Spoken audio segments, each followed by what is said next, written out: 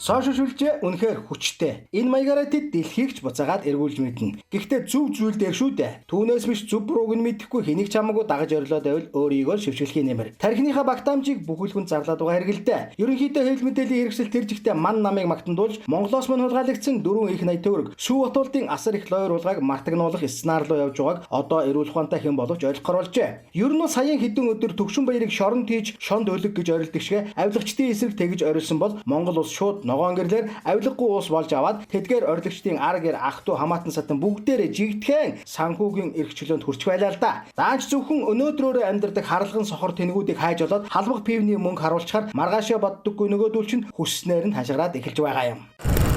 Ер нь бол одоо илрүүлчихэд байгаа тэр 4 их 80 төгрөгийг оруулаад ирвэл чухам юу хийж болохыг та бүхэн бодоод нэг үзээрэй. Ганц салхитын ордыг эргэлтэнд оруулаад л Монголын бүх тэтгэврийн зээлийг тэгэлжсэн шүү дээ. Түүнээс чинь 10 20 дахин их тэр мөнгийг оруулж ирэхгүй тулд баруун зүүнэж мэдэхгүй бацаануудад халбах пивний мөнгө өгч комментийн араас хараал зүхэл бичүүлж 5 цаасны төлөө сүнсээ худалдсан хэвлэл мэдээллийн хэрэгслүүдээр хинч өнөмшимгүй гүтгэлэг гүжирлэг бичүүлээд байгаа юм. Халбах пивнийхээ мөнгийг боловч шудраг үнний тал зогсож байгаад олдог болгосон да таймын. Хэн нэгэн чамайг тороол гэж доромжллоо гэхэд хуцаж би Монголынхоо төлөө зогссон юм. Чам шиг улсаа худалдсан урагч хулгайчийн бүгсийг долоогоогүй гэж хэлээд толгой дээгүр харт сэрүүн зогсож байхгүй юу? Ядаж л ийм юм бодох чадваргүй новчнуудын хийсэн мэдэн хүртэл нэг тийм зориггүй, өнөмшөлгүй, ёстой нэг давсгүй шөөс шиг юм байдаг юм. Шудраг үнний талд дуурж байгаа хүний хоолой надаж хатуу, чанга, итгэлтэй байдаг юм л да. Яагаад гэвэл үнэн гэдэг хүчтэй байдаг учраас тэр. Ядаж л маргаашийн төлөө цэвэр нэртэй үлдгэсэндээ сэтгүүлчид минь. 3 шатны шүүхээр алуурчин нотлогдсон хүнийг суллуулах гэж өсөглөн зарлагчийг хамгаалаад зогсож байдаг цагдаа нь ангийнхаа казарамд ам алдсан цэргийн төлөө суул хийсэн хүүг бариад явж байгааг хараагүй дүр үзүүлдэг та нарыг одоо юу ч гэмээр юм дээ. Ийм юмны хажуугаар нүдэн анаад өнгөрчвээ. Тийм юмыг өөгшүүдэн дэмжиж буй сэтгүүлчийн оронцог таныг хямбгаан юу ч доромжилж басамжилж болно. Хариуд нь та юу ч хэлж чадахгүй. Тэртээ тэргүй танд нэр төр гэж байхгүй. Тэртээ тэргүй та шивэртэй аимшигт бохирдсон итгээд болсон учраас. Хэрв танд танаа гэрвэл ямар нэг таагүй зүйл тохиолдож ард түмнээсээ тусламж гуйлаа гэж бодоход дурын хүн таныг энэ новш ямар нүрээрээ биднээс тусламж гуйж байгаа юм хэмээн шившиглэж чадна. Энэ л хамгийн том шившиг. Цаашдаач таныг хэнч хизээч адгийн муухагаар доромжилж болно. Түүний хариу та юу гэж хэлэх вүлээ?